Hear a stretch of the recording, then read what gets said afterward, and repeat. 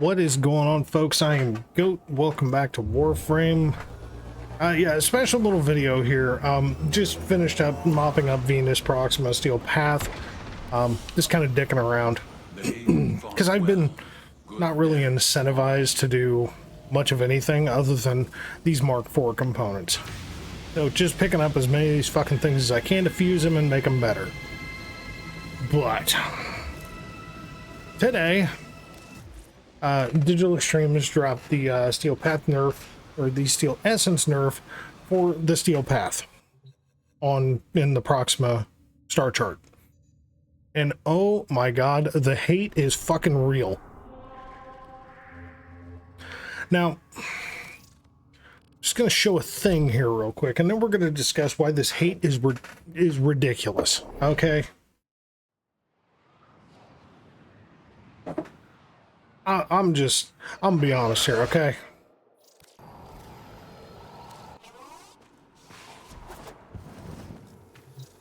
So, Steel Path Honors. This is the only location in the entire game that you can spend Steel Essence, okay? This is it.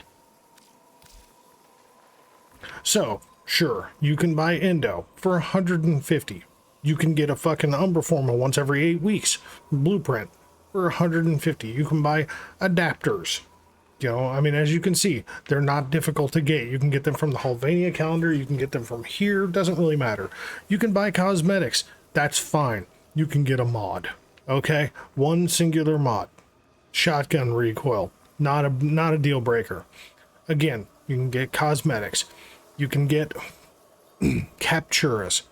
You can also get Kuva, which you are capped at buying 25 each. Now, by the end of the week cycle, I'm usually somewhere between 2,100 to 2,500 Steel Essence at any given time. Okay?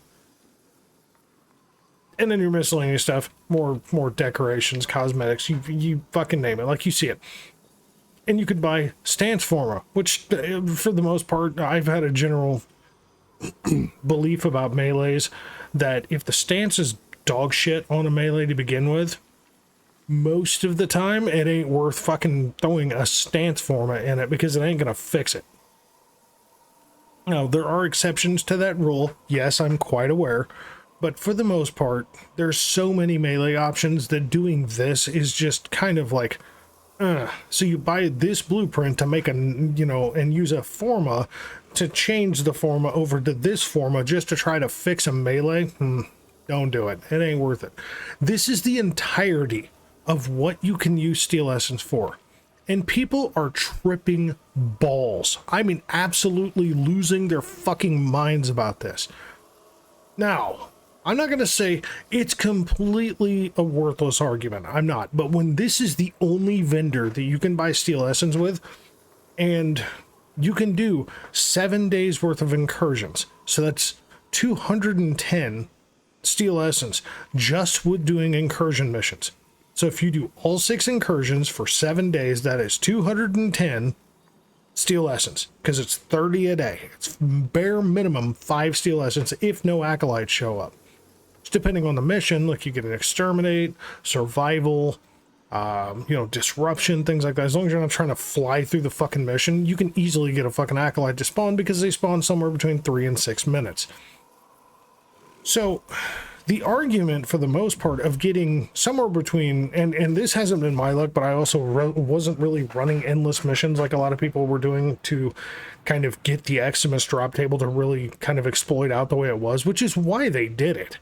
Let's just be 100% about this. They put it in the Eximus drop table, people went into endless missions, waited for more Eximus spawns, and, RNG is RNG. You're going to get hundreds, if not thousands of Steel Essence, depending on how long you're going to stay in the game or in that mission.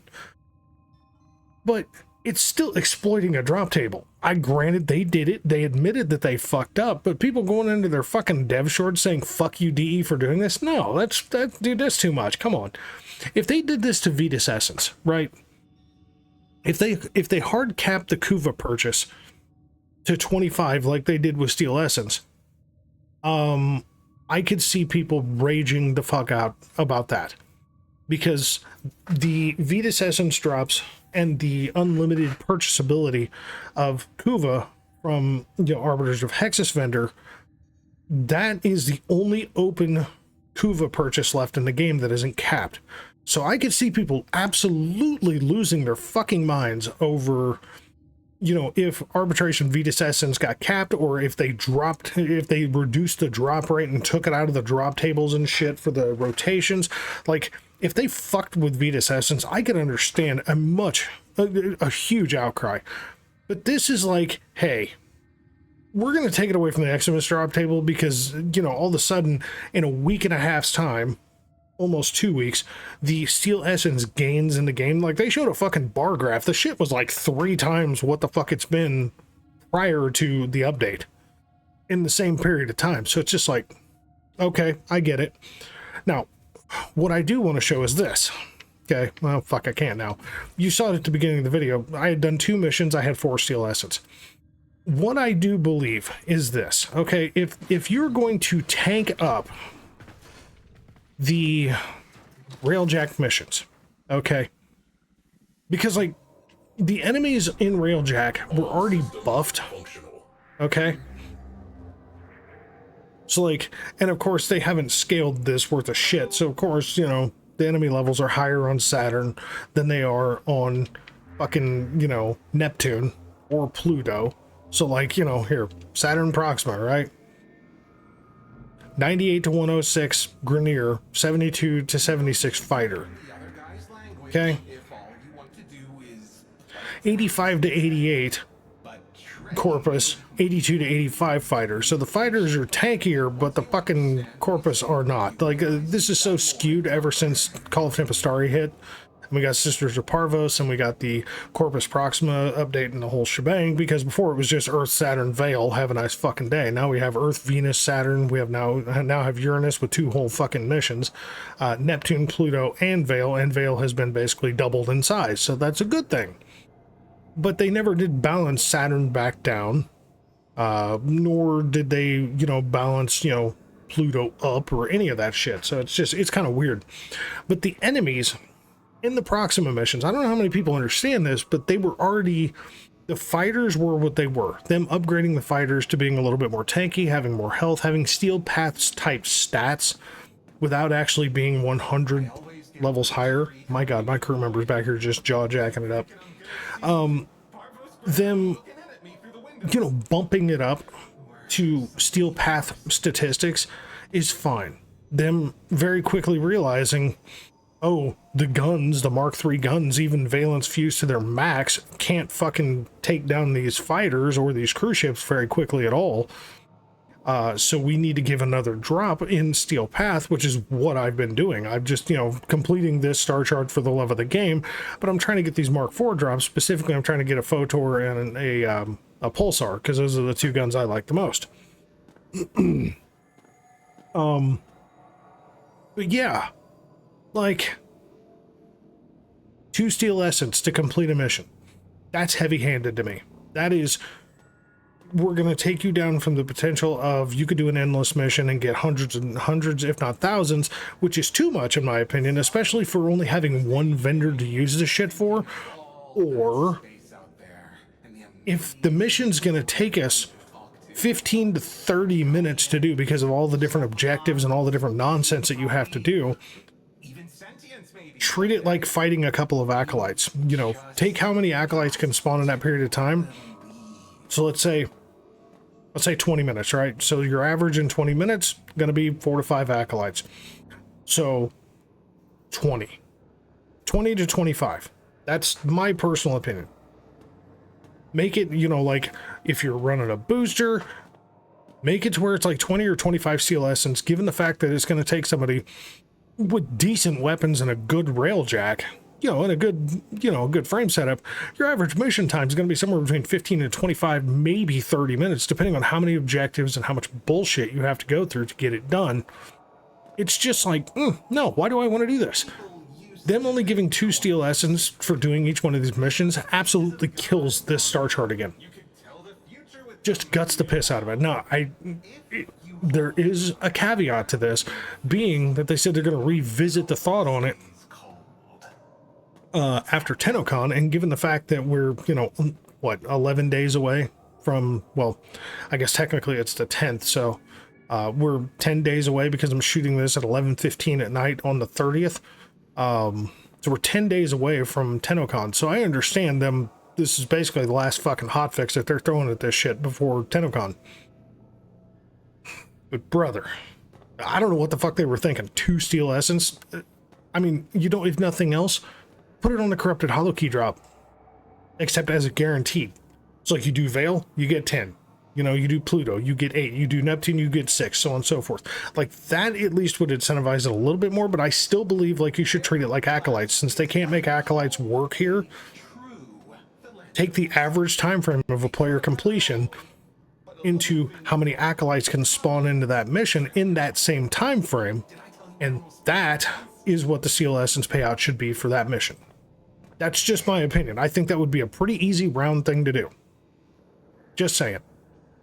You know, I don't know, like the absolute meltdown freak out because people can't get the mega fuck ton, you know, exploit drop on the Eximus because they fucked up the, you know, by putting that in the Eximus instead of figuring out Acolytes. I mean, come on, you know, like if there was like 6 fucking places you could spend Steel Essence on and it was worth it, sure, freak the fuck out. They fucked up, leave it in. But this is, come on, this is too much.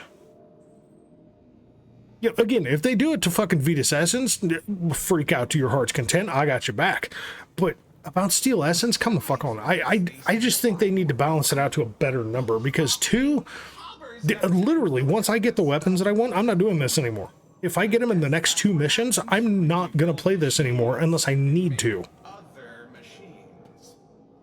Like, why?